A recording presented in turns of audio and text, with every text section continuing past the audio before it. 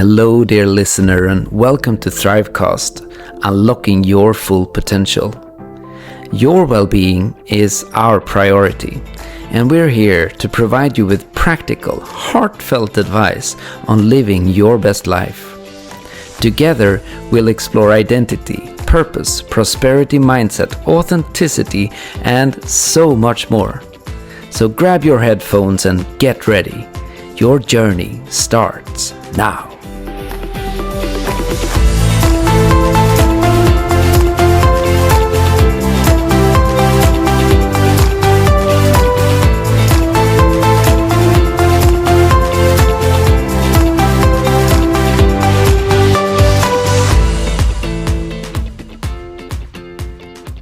So welcome everybody to your life blueprint today. Today we have with us, as usual, every week, Oskar Nygren. Would you like to introduce yourself? Absolutely. I'm Oskar Nygren. I'm an emotional fitness coach. I help people understand what is going on inside of them, understand their pain, understand their emotions, so they can let go of whatever traumas that have had in their life that is holding them back, so they really can go forth, prosper, and thrive. And I have a website. It's called realitydecoding.com, and you can check it out, and you can go there also to have a 30-minute conversation with me for free. Yeah, so that's me. Katarina, want to introduce yourself? So I'm Katarina Hanssens Carlsson. On LinkedIn, I'm Catherine Carlsson. And for 20 years, I've been defining people's blueprint. So your business blueprint, your entrepreneurial blueprint, but today we're going to do your life blueprint on 4 levels. So this is really exciting. So the first step is you have a life blueprint and you have a way you think about yourself. It's called identity. So whether you decide to break through with me or with Oskar later on, I'd like everybody to go through these 4 steps. Reflect on your identity. Who do you think of yourself as the best possible version of yourself with an I am statement? So think about that. So Oskar, what would you say about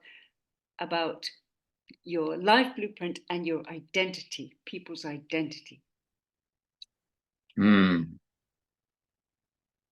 Well, I mean, the identity is so much tied to our thoughts about ourselves, and it's so much tied also to a history, the history that we're telling ourselves of the evidence that we've accumulated throughout our life, because that evidence is also somewhat acting as a proof of who we are today.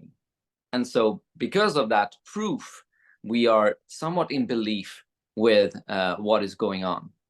And so it is up to us to really understand, well, is it our chosen truth, right? Have we chosen that truth because we are believing in that proof, or is it is it of benefit for us? Do we feel that this is actually something that is it is uplifting, it is making me more and more prosperous, I'm thriving, I'm seeing that life is moving forward in my life, because I'm embodying these beliefs, these I would call them beliefs. I actually call them as a vehicle. Every belief is a vehicle in either direction, right? It can go to the negative, it can go to the positive. And sometimes when you come to a certain threshold, you need to up your belief, just like a rocket, right? You can't start if you're going to go to space, you don't take a jet engine. The jet engine just gets you somewhat far, right? But when you're on that level, you need a rocket. So that's what I look at beliefs, that we need to be dynamic in our understanding of life. And when we're reaching a threshold, that we need to level up in order to reach further. Okay, Oscar, thank you.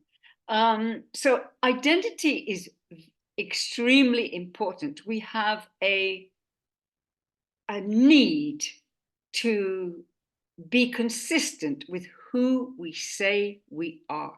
So it's also your choice. You determine who you are. What you think about life determines your life. Your thoughts are very powerful. So we have a true identity, an authentic identity. We also have a false identity, and it's run by your inner saboteur, your reptilian brain, who wants to keep you safe and small and eventually dead. But it wants to keep you in your comfort zone, which is a prison. And so don't buy into it. Listen to it so you can detect it.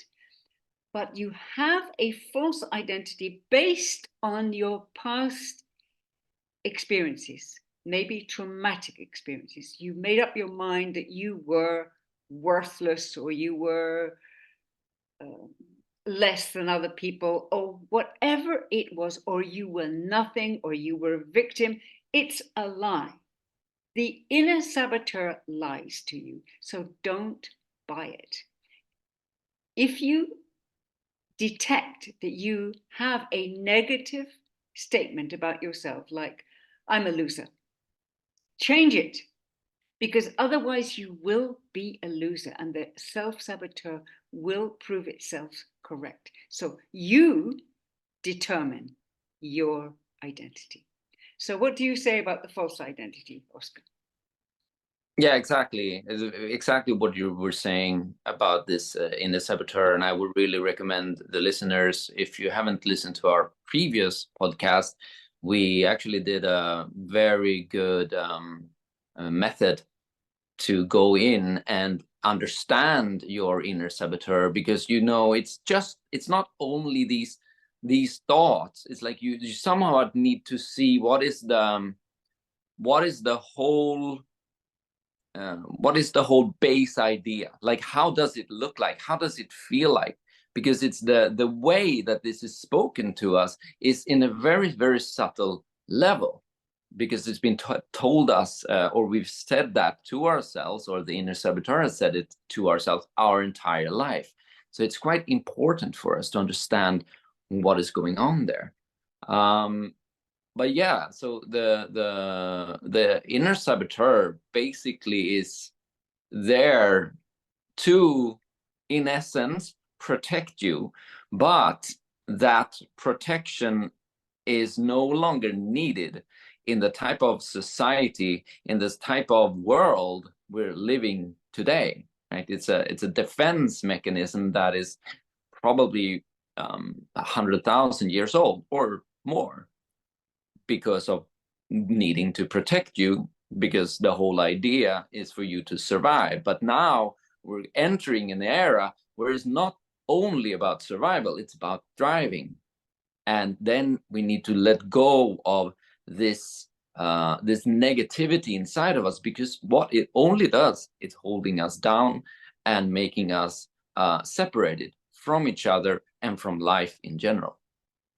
Exactly. It's fear-based. It's Yeah. fear-based, it's anger-based, it's the side you don't like about you. That's your inner saboteur, and we all have one. And it's the only battle we have to take really, really seriously. Okay, so once you've found your authentic identity and you've reframed your false identity, then you can start thinking about your driving purpose, because you can say, well, if this is who I truly am, and I decide who I am, and the greater the better, without being arrogant, the greater the better, because we all have greatness in us, then what is my life purpose? Oh my God, that's exciting. It's not about survival, as Oscar was saying, it's about thriving. How can I thrive and also change the world to the way I want it to be, instead of complaining about it? What impact would I like to make on the world? How would I like to serve people? What is my driving purpose, suddenly life becomes exciting. Why? Because you're on a mission. So, Oscar, you also find people's life purpose. What do you say about life purpose?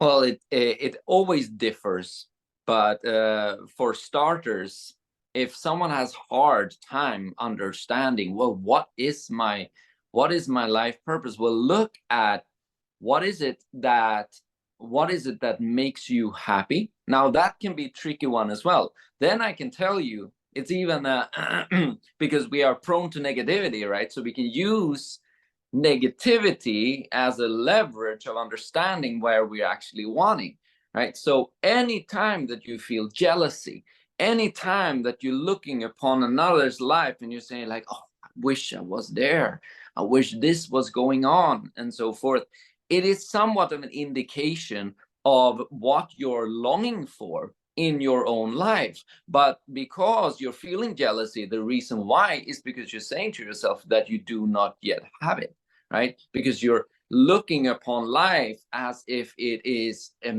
real, what is actually right now, instead of dwelling in that thriving reality of you having what that person has.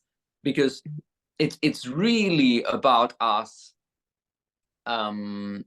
understanding of how are we going to keep on developing this attitude of joy and happiness and togetherness and connectedness in our life. And it's exactly as we need to relearn a positive frame of mind, and that takes a little bit of practice, and it's very unique for everybody. But it needs to also be a little bit of a child in this, that can like think of, you have clay and I'm like, oh, I'm gonna mold it, I'm gonna see. Because the thing is this, that as you start playing around with these qualities in your life that you picked up, that you actually desire, then you will feel something is moving up towards through you, and it's sensing and it's giving you these pleasurable feelings. And as that is happening, it's an indication from your soul, from your higher self, that this is an alignment with whom you actually desire to be, and what that blueprint of yours also is somewhat about. Absolutely. Alignment is so important. And I think you're beginning to understand that it stacks. You start with identity. Who are you?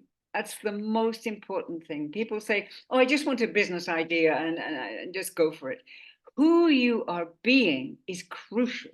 So once you are aligned with your true identity, you can find your purpose, because it makes sense. If I'm this and I'm this, and I've reframed my inner saboteur's idea of my identity, then I can be the person I really want to be. And I've known, oh, I've always wanted to be.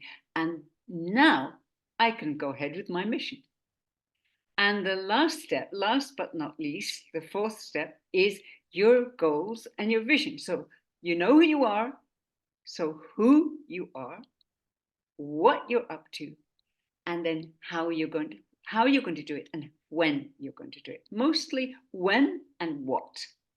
How you can leave up to the universe to a certain extent, but you've got to communicate it, and you've got to get it out there. You've got to, whether you're an introvert or not, you need to bring out the extrovert in you and start communicating your purpose. So you have a 1-year goal, a 3-year goal, a 5-year goal, and your final vision. What is it you want to achieve in 5 years? You can do amazing things in 5 years. You can do miracles in 5 years. So, Oscar, goals and vision. Yeah, I always have a sense of, oh, this is the direction I'm heading.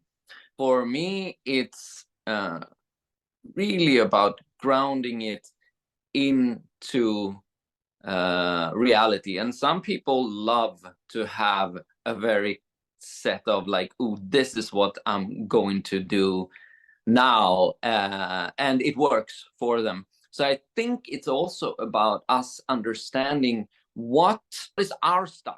What is our style of goal setting? What works for me? For me, it was also like really defining what is it that I love.